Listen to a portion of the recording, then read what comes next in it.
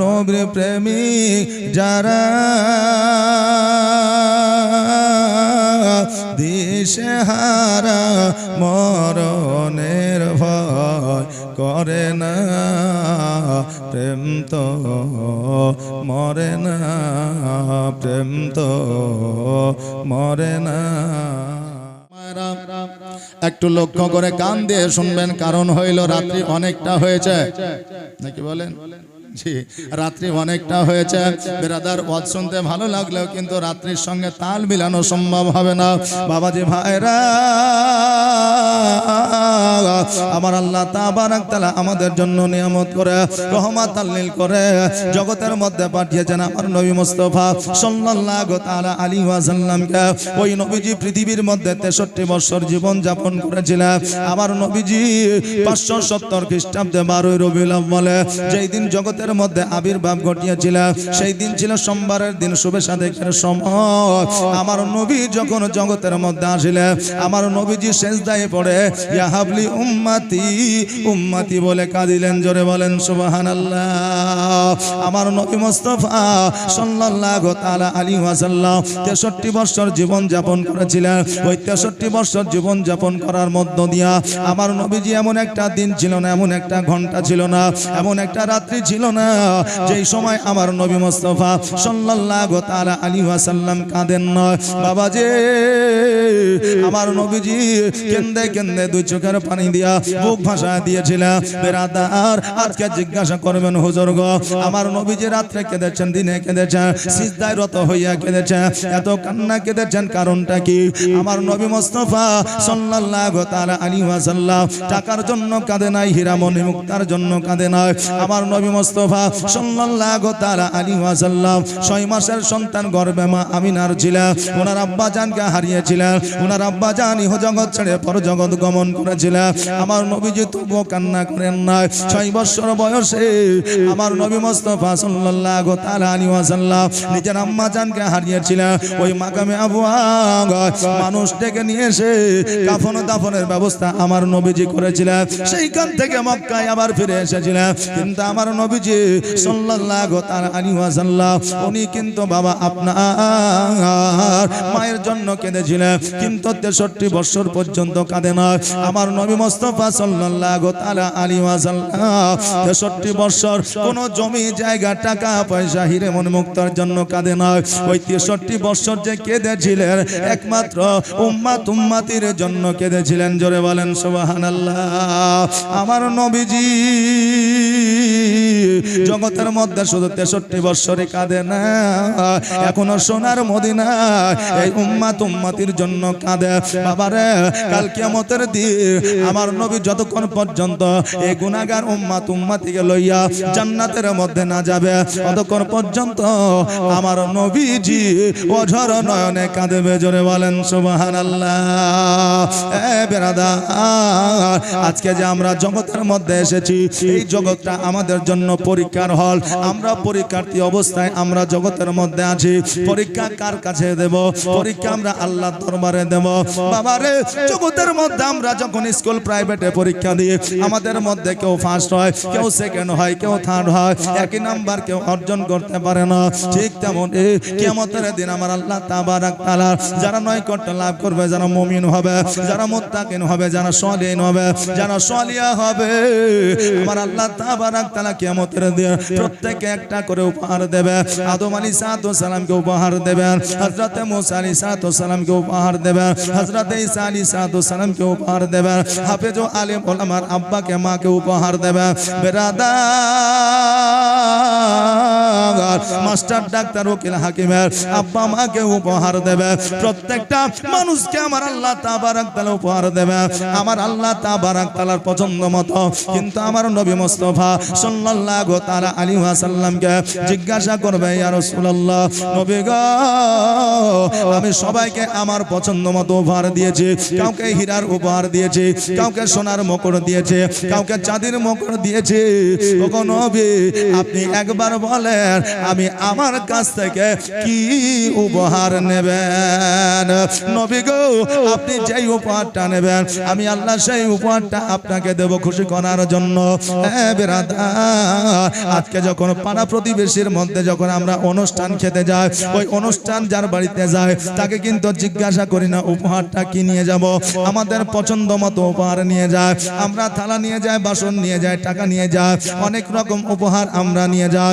কিন্তু আমাদের আপনজন যখন হয় তাদেরকে জিজ্ঞাসা করি বলো কি নিবা, বলি কি বলি না? নাতির যখন খাতনা হয় নাতিকে জিজ্ঞাসা করি বলো কি নিবা, নাতিকে বলি তুমি মোবাইল নিবা না আংটি নিবা না সাইকেল নিবা, তুমি বলো। এক কথায় বোঝা যায় নিজের আপন ভালোবাসার মানুষ যদি হয় তাকে জিজ্ঞাসা করে উপহারটা তাকে দিয়ে আসি। সেই উপহারটা যেই উপহার চায় সেই উপহারটা আমরা তাকে দিয়ে দিই। আমার আল্লাহ তাবারাক তাআলা আমার নবীকে চায়, আমার নবী মুস্তাফা সাল্লাল্লাহু তাআলা আলাইহি ওয়াসাল্লাম উনি আপনার আল্লাহকে চায়। বেরাদার, আমার আল্লাহ তাবারাক তাআলা বলে হাবিব গো বলো বলো কি উপহার তুমি নিতে যাও? আমার দয়ার নবী মুস্তাফা সাল্লাল্লাহু তাআলা আলাইহি ওয়াসাল্লাম বলবে আল্লাহ আজকে আমার হীরার মুকুট চাই না, স্বর্ণের মুকুট চাই না, চাঁদের মুকুট চাই না। আল্লাহ গো আজকে আমার গুনাহগার উম্মত উম্মতিকে যদি নাজাত লাভ করে দাও, আজকে আমার গুনাহগার উম্মত উম্মতিকে যদি তুমি জান্নাতবাসী করে দাও, ওটাই আমার জন্য উপহার হয়ে যাবে। জোরে বলেন সুবহানাল্লাহ। বাবাজি ভাইরা, আমার নবী মুস্তাফা উম্মত উম্মতিকে কত ভালোবাসে। কিয়ামতের দিন যতক্ষণ গুনাহগার উম্মত উম্মতিকে জান্নাতের মধ্যে না নিয়ে যাবে ততক্ষণ পর্যন্ত আমার নবী জান্নাতে যাবে না। আজকে বেরাদার, আমার নবী যেই জায়গায় যাইতে বারণ করেছে, যেটা আমাদের জন্য হারাম করেছে, যেটা আমাদের জন্য নিষিদ্ধ করেছে, আমরা মুসলমান আমরা ওই জায়গায় আগে গিয়ে হাজির হয়ে যায়। বাবাজি ভাইরা, আজকে দেখবেন যখন কোন জায়গায় দুগ্ধ বিক্রি করবে, আজকে দেখবেন কোন জায়গায় যখন শিক্ষামূলক কোনো কথাবার্তা বলবে, ওই জায়গায় কোনো লাইন থাকে না, ওই জায়গায় কোনো আপনার লিস্ট থাকে না। ওই জায়গায় যদি একটু দেরি হয়ে যায় আমরা মানুষ ধৈর্য হারায় ফেলি। কিন্তু বাবারে কোনদিন দেখেছেন মদের লাইনে কেউ ধৈর্য হারা হয় না। লাইন যত বড়ই থাক না কেন আমাকে নিতে হবে, আমাকে পান করতে হবে। একজন নেশাখোরের এইরকম উদ্দেশ্য থাকে। ওই মদ্যপান নেশাখোর যখন মসজিদে এসে দাঁড়ায় নামাজরত অবস্থায় যদি থাকে, কোনোদিন জুম্মার নামাজ আসে, ইমাম সাহেব খুতবাটা যদি একটু বড় করে দেয়, ওই ইমামের প্রতি ওর রাগ উঠে যায়। জালসার ময়দানে আসিয়া বক্তা উঠতে দেরি হলে তার সে রাগে রাগান্বিত হয়ে যায়। কিন্তু সেই জায়গায় বাবা রাগান্বিত হয় না। আমি বলবো যুবক রে, মুসলমান ভাইরা, আজকে নবী আমাদেরকে ভালোবাসেছে, কিয়ামত পর্যন্ত বাসবে। আমরা মরা পর্যন্ত নবীকে যদি ভালোবাসা দিতে পারি, আমার নবী কবরে আসবে, পুলসিরাতে আসবে, মিজানে আসবে, আমার নবী আমাকে আপনাকে সঙ্গে করে জান্নাতে নিয়ে যাবে। জোরে বলেন সুবহানাল্লাহ। তোমার মতো এত ভালো, তোমার মতো এত ভালো নবী গো কেউ তো আমায় বাসে না, তাই তো নবী আমি তোমার দিবানা, তাই তো রাসূল আমি তোমার দিবানা। তোমার মতো এত ভালো, তোমার মতো এত ভালো কেউ তো আমায় বাসে না, তাই তো নবী আমি তোমার দিবানা, তাই তো রাসূল আমি তোমার দিবানা। ও কি শুনেছি কিতাবের লেখা, নবী ছাড়া আমার জীবন ফাঁকা গো, নবীজিকে ভালো না বাসিলে, নবীজিকে ভালো না বাসিলে আল্লাহ পাওয়া যাবে না, তাই তো নবী আমি তোমার দিবানা। তোমার মতো এত ভালো, তোমার মতো এত ভালো কেউ তো আমায় বাসে না, তাই তো নবী আমি তোমার দিবানা।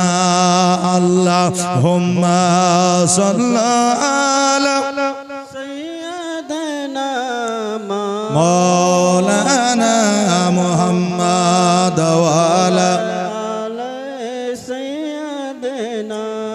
মাওলানা মুহাম্মদ। বাবাজি ভাইরা আমার মায়েরা, আমার নবী মুস্তাফা সাল্লাল্লাহু তাআলা আলাইহি ওয়াসাল্লামকে যদি ভালোবাসতে পারেন, এই জগতে মঙ্গল হবে, পরজগতে মঙ্গল হবে। আমার আল্লাহ তাবারাক তাআলা বলে, বান্দারে নিজের সন্তান, মা বাবা, আত্মীয় স্বজনের চাইতেও যদি আমার নবীকে বেশি ভালোবাসতে না পারো, আমি আল্লাহ তোমরা আমাকে পাবে না। আমার দয়ার নবী মুস্তাফা সাল্লাল্লাহু তাআলা আলাইহি ওয়াসাল্লাম উনি বলেছে, আমার আওলাদে রাসূলকে, আমার ইমাম হাসান হোসেনকে তোমরা যদি না ভালোবাসো, তোমরা আমাকে পাবে না। বাবাজি ভাইরা, ও আমার মুসলমান ভাইরা, আজকে নবী মুস্তাফা সাল্লাল্লাহু তাআলা আলাইহি ওয়াসাল্লামকে কেমন করে ভালোবাসতে হবে একবার দেখা। আমার নবী মুস্তাফা সাল্লাল্লাহু তাআলা আলাইহি ওয়াসাল্লামকে মুখে ভালোবাসলেই হবে না। আমরা শুধু মুখে বলি নবীকে ভালোবাসি, কিন্তু আমরা দাঁড়িয়ে রাখি না। আমরা শুধু মুখে বলি নবীকে ভালোবাসি, কিন্তু আমরা নামাজ পড়ি না। আমরা নবীকে শুধু মুখে বলি ভালোবাসি, কিন্তু শরীয়তি পথে আমরা চলি না। নবীকে ভালোবাসতে হলে অন্তর থেকে ভালোবাসতে হবে।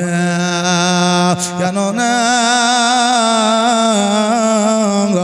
আমার দয়ার নবী মুস্তাফা সাল্লাল্লাহু তাআলা আলাইহি ওয়াসাল্লামকে ভালোবাসিয়া কতজন যুদ্ধের ময়দানে গিয়া শহীদ হয়ে গিয়েছে। তারা চিন্তা করে না আমার স্ত্রী বিধবা হবে, তারা চিন্তা করে নয় আমার সন্তান এতিম হয়ে যাবে, তারা চিন্তা করে নয় আমার সয় সম্পত্তির কি হবে। তারা একটা কথাই ব্রেনের মধ্যে, মাথার মধ্যে রেখে দিয়েছে, আমার নবীর কথা অবহেলা করা যাবে না। আমার নবী যখন বলেছে যুদ্ধের ময়দানে যেতে হবে, আর যুদ্ধের ময়দানে শহীদ হইয়া এই ইসলামের পতাকা দণ্ডায়মান করতে হবে। জোরে বলেন সুবহানাল্লাহ। বর্তমানে আমাদের যুদ্ধের ময়দানে যেতে হয় না, বর্তমানে আমাদের গর্দান কাটাতে হয় না, বর্তমানে আমাদের স্ত্রীকে বিধবা করতে হয় না, বর্তমানে আমাদের সন্তানদের এতিম বানাতে হয় না। শুধুমাত্র এখন মসজিদে 5 ওয়াক্ত নামাজ পড়তে যেতে হয়, জুলুসে যেতে হয়, জালসায় যেতে হয়। আমরা এমন নবীর প্রেমিক, আমরা এই জায়গাগুলোতে যেতে পারি না। আবু বকর সিদ্দিক রাদিয়াল্লাহু তাআলা আনহু আমার নবী মুস্তাফা সাল্লাল্লাহু তাআলা আলাইহি ওয়াসাল্লামকে বললেন, ইয়া রাসূলুল্লাহ, ইয়া হাবিবাল্লাহ, নবী গো, আজকে আমরা বর্তমানে ইসলাম ধর্মের প্রচার ও প্রসার লুকায়িত ছুপায়িত ভাবে করছি। নবী গো, আজকে বলেন আমরা লুকায়িত ছুপায়িত ভাবে কেন ইসলামের প্রচার ও প্রসার করতেছি? ইয়া রাসূলুল্লাহ, আজকে যে আমরা ইসলামের প্রচার ও প্রসার লুকায়িত ভাবে আমরা করছি, অতএব আমাদের ধর্মটা কি সততার ধর্ম নয়। আমরা যখন নামাজ পড়তে আসি, আমরা লুকায়িত ছুপায়িত নামাজ পড়তে আসি। ওগো নবীজি, আজকে বলেন আমাদের ধর্মটা কি সততার ধর্ম নয়? আমার নবী মুস্তাফা সাল্লাল্লাহু তাআলা আলাইহি ওয়াসাল্লাম বলে, আবু বকর, আজকে ইসলাম ধর্ম ছাড়া জগতে কোন ধর্ম আল্লাহর কাছে মনোনীত নয়। আবু বকর, আজকে যে আমরা লুকায়িত ছুপায়িত ভাবে নামাজ আদায় করে, আজকে কাফেরেরা নামাজ পড়তে দেখলে পাথরের আঘাত করে, আজকে কাফেরেরা নামাজ পড়তে দেখলে আমাদের মাথার উপরে উঠে ভুঁড়ি চাপিয়ে দেয়। এই জন্য আমরা আমাদের সংখ্যা যত কম, এই জন্য আমরা লুকায়িত ছুপায়িত ভাবে আল্লাহর উপাসনা ইবাদত করে। আবু বকর বলে, ইয়া রাসূলুল্লাহ, আপনি যদি একবার অর্ডার দিয়ে দেন, হুকুম দিয়ে দেন, আগামী কাল থেকে ইসলামের প্রচার ও প্রসার আপনার প্রকাশ্যে হবে, আল্লাহর ইবাদত প্রকাশ্যে হবে। আমার নবী বলে, আবু বকর শোনো রে, আজকে কাফেররা আমাদের প্রতি অত্যাচার শুরু করে দেবে। আমার আবু বকর বলে, ইয়া রাসূলুল্লাহ, আপনি যদি একবার হুকুম দিয়ে দেন, ইসলামের প্রচার ও প্রসার করতে গিয়া যদি আমার জানও চলে যায়, প্রাণও দিতে হয়, আমি তবুও রাজি আছি। জোরে বলেন সুবহানাল্লাহ। নবী আমার বললে, শোনো গো সমস্ত সাহাবে কেরামগণকে আজকে আমরা বলে দিব, জানায়া দিব, আল্লাহুম্মা সাল্লি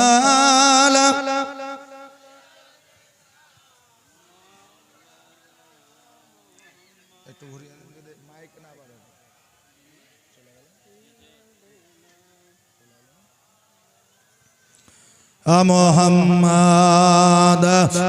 বাবা যে ভাইরা আমার দয়ার নবী মুস্তাফা সাল্লাল্লাহু তাআলা আলাইহি ওয়াসাল্লাম বললেন আবু বকর আজকে সমস্ত আমার সাহাবীদেরকে বলে দেব আগামী কাল থেকে ইসলামের প্রচার ও প্রসার প্রকাশ্যে হবে, কোনো ভয় নয়। এবার আবু বকর সিদ্দিক রাদিয়াল্লাহু তাআলা আনহু উনি যেন আপনার বাড়ির দিকে চলে আসে, হঠাৎ করে চতুর্দিক থেকে যেন পাথরের বৃষ্টি পড়তে আরম্ভ করে যায়। আবু বকরের সমস্ত শরীরগুলো যেন আপনার ক্ষত বিক্ষত হয়ে গেল, সমস্ত শরীর দিয়ে যেন রক্ত ঝরতে আরম্ভ করলো। বেরাদা এই দেখেন 500 টাকা দান করেছে, জাযাকাল্লাহ মাশাআল্লাহ বারাকাল্লাহ, যার সাইজে নিয়তে করেছে দানকে কবুল করো ওগো রহমান, সকলে বলেন আমিন। আবু বকর সিদ্দিক রাদিয়াল্লাহু তাআলা আনহু সমস্ত শরীর থেকে যেন আপনার রক্ত ঝরতে আছে। আবু বকর বলে কাফেরেরা রে, আজকে আমাকে পাথরের আঘাত করছো কারণটা কি? আজকে আমার শরীরটাকে রক্তাক্ত করে দিয়েছো কারণটা কি? কাফেরেরা বলে আবু বকর তুমি আজকে দয়ার নবীকে বলেছো প্রকাশ ইসলাম প্রচার করার জন্য, আজকে তুমি নবীকে সঙ্গ দিয়েছ, এই জন্য তোমাকে পাথরের আঘাত করা হচ্ছে। তুমি যদি নবীর সঙ্গ ছেড়ে দাও তোমার পাথরের আঘাত বন্ধ হয়ে যাবে। আবু বকর বলে কাফেরেরা রে, আজকে কেন কিয়ামত পর্যন্ত যদি আমাকে পাথরের আঘাত করা হয় আর ওই পাথরের আঘাতে যদি আমার প্রাণও চলে যায়, যদি আমার মৃত্যু হয়ে যায়, আমি তবুও নবীর সঙ্গ ছাড়বো না। জোরে বলেন সুবহানাল্লাহ।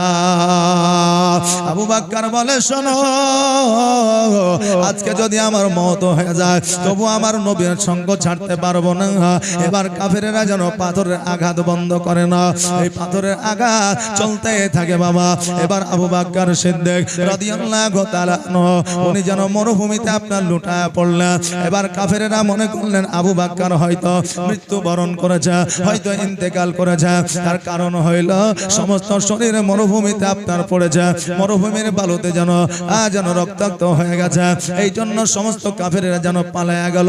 কিছুক্ষণ পরে আবু বকর সিদ্দিক রাদিয়াল্লাহু তাআলা আনহু আস্তে আস্তে দণ্ডায়মান হলেন, গোটে গোটে পায়ে নিজের বাড়িতে প্রবেশ করলেন। বাড়িতে যখন প্রবেশ করে আবু বকর সিদ্দিক রাদিয়াল্লাহু তাআলা আনহুর মা যেন ছুটে আসিয়া আবু বকরকে জড়িয়ে ধরে বলে বেটা আজকে তোমার শরীরটা রক্তাক্ত হয়ে গেছে কারণটা কি? আজকে তোমাকে কে আঘাত করলো, কে পাথর মেরেছে? আবু বকর বলে মা গো, আজকে নবীর সঙ্গ দিয়েছি বলে, আজকে নবীকে মহব্বত করেছি বলে, আজকে নবীর কালেমা পড়েছি বলে আজকে কাফেরেরা আমাকে আঘাত করেছে। সঙ্গে সঙ্গে মা জননী উঠোনের মধ্যে আপনার শোয়া দিলেন, গরম পানি করে নিয়ে এসে আপনার স্বাদ আরম্ভ করে দিলেন। বেরাদার এখন আমাদের অ্যাক্সিডেন্ট ঘটলে, কোন জায়গায় ক্ষত বিক্ষত হয়ে গেলে বেরাদার আমরা ডাক্তারের কাছে গিয়ে আমরা টিটেনাসের ইনজেকশনটা নিই, প্রয়োজনে আমাদের শরীরে আপনার স্লাইনও চালায়। কিন্তু সেই আমলে এইরকম কোনো ব্যবস্থা ছিল না, সেই আমলে আপনার প্রাকৃতিক চিকিৎসাটাই ছিল আপনার আসল চিকিৎসা। এবার গরম পানি দিয়ে যেন সেদ করতে আরম্ভ করেছে।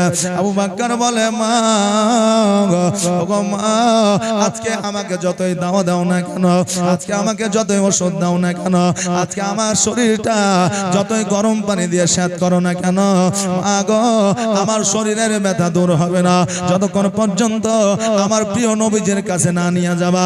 মা গো আমার নবীর চেহারা মোবারক না দেখলে আমার শরীরের সমস্ত ব্যথা বেদনা অটোমেটিক দূর হয়ে যাবে।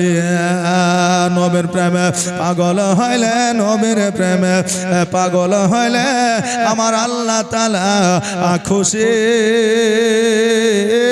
নবীর দরুদ পড়ো দিবানিশি। জোরে বলেন সুবহানাল্লাহ। একবার হাত উঠায় বলেন না ইয়া রাসূলুল্লাহ। নবীর প্রেমে পাগল হইলে, নবীর প্রেমে পাগল হইলে আমার আল্লাহ তাআলা খুশি। নবীর দরুদ পড়ো দিবানিশি, নবীর দরুদ পড়ো দিবানিশি।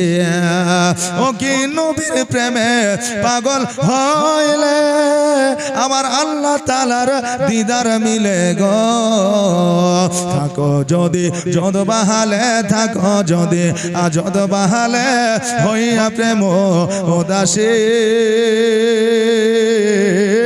নবীর দরুদ পড়তি বাহানিসি নবীর প্রেমে পাগল হইলে নবীর প্রেমে পাগল হইলে আমার আল্লাহ তাআলা খুশি নবীর দরুদ পড়তি বাহানিসি আল্লাহুম্মা সাল্লাল্লাহু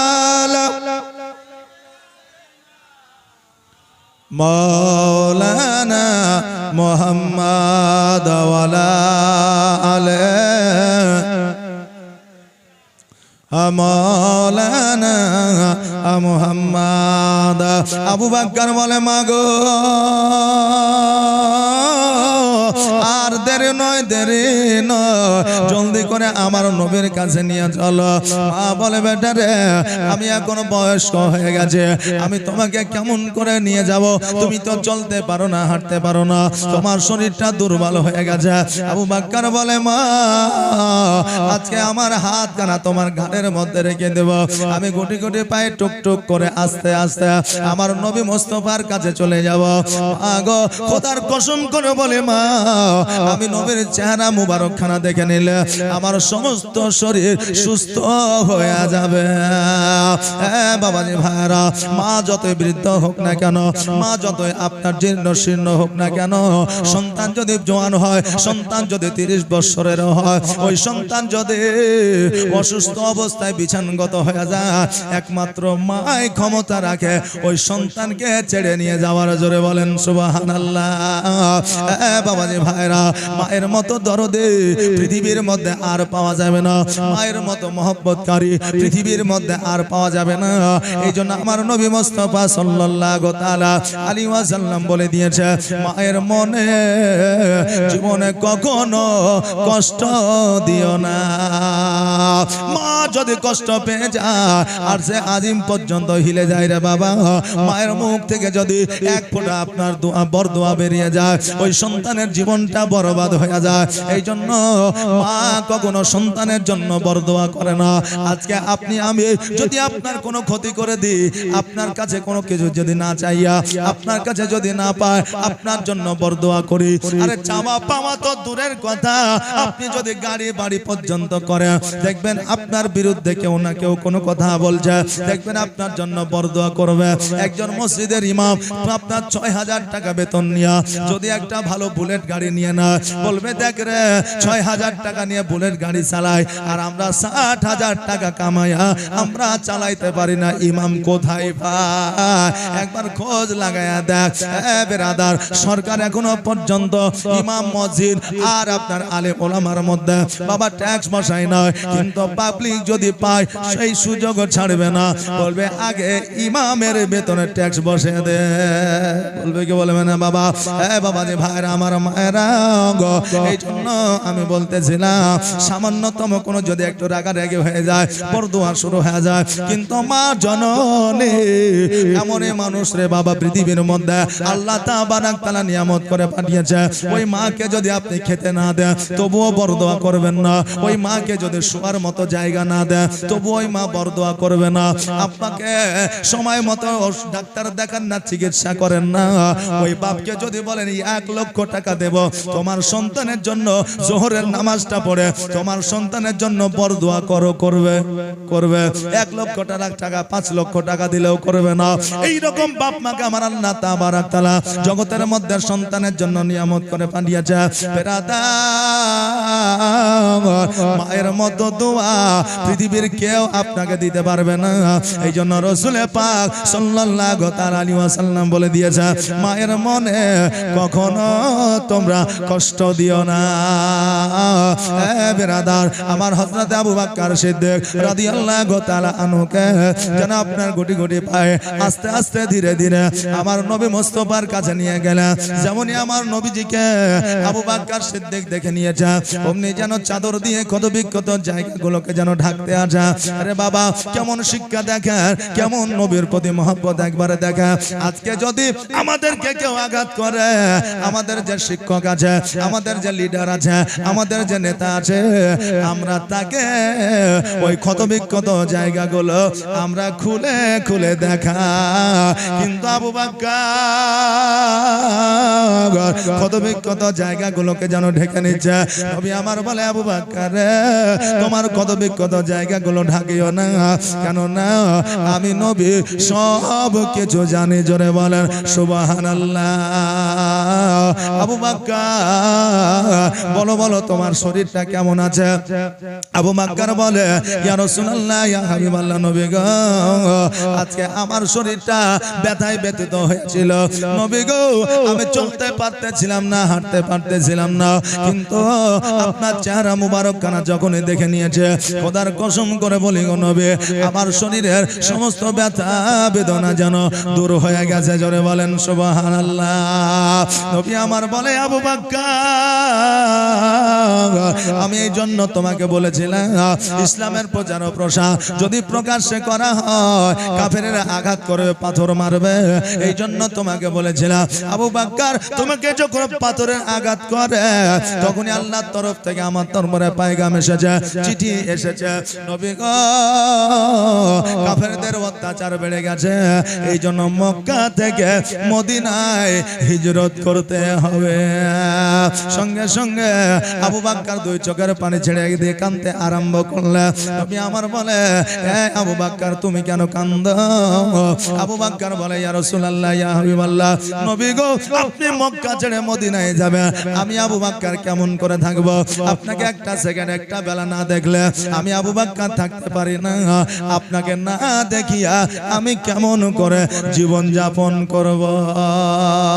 আর আমার মদিনায় নিবানি দয়ার নবীজি, আমার মদিনায় নিবানি নবী, আমার মদিনায় নিবানি তুমি, আমার মদিনায় নিবানি দয়ার নবীজি, আমার মদিনায় নিবানি নবী, আমার মদিনায় নিবানি নবীজি আমার পাগল বানায়া আছো মদিনায় লুকায়া, আমার পাগল বানায়া আছো মদিনায় লুকায়া, অন্তরেতে অন্তরেতে মদিনার পরাণী নবী, অন্তরেতে মদিনার পরাণী দয়ার নবীজি, আমার মদিনায়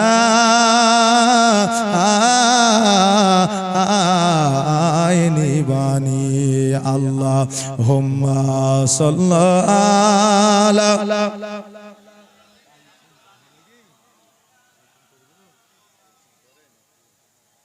ওয়ালা আলা সাইয়্যিদিনা মুহাম্মদ সাল্লাল্লাহু তাআলা আলাইহি ওয়াসাল্লাম। আবু বকর বলে ইয়া রাসূলুল্লাহ ইয়া হাবিবাল্লাহ নবী গো আপনি মক্কা ছেড়ে মদিনায় যাবেন, নবী গো আপনাকে না দেখে আমি থাকতে পারি না, ইয়া রাসূলুল্লাহ আমি কেমন করে জীবন যাপন করব? আবু বকর যখন এই কথা বললে আমার নবী মুস্তাফা সাল্লাল্লাহু তাআলা আলাইহি ওয়াসাল্লাম বললেন এই আবু বকর শোনো, আল্লাহ চিঠি দিয়েছে, পয়গাম দিয়েছে, মক্কা থেকে মদিনায় যাইতে হবে। আমি এই কথা তোমাকে বলেছি, কিন্তু আমি নবী তোমাকে ছাড়িয়া যাব এই কথা তোমাকে বলি না। এই আবু বকর মক্কা থেকে মদিনায় আমি একা যাব না, আমি নবী আমি তোমাকে সঙ্গে নিয়ে যাব। জোরে বলেন সুবহানাল্লাহ। বাবা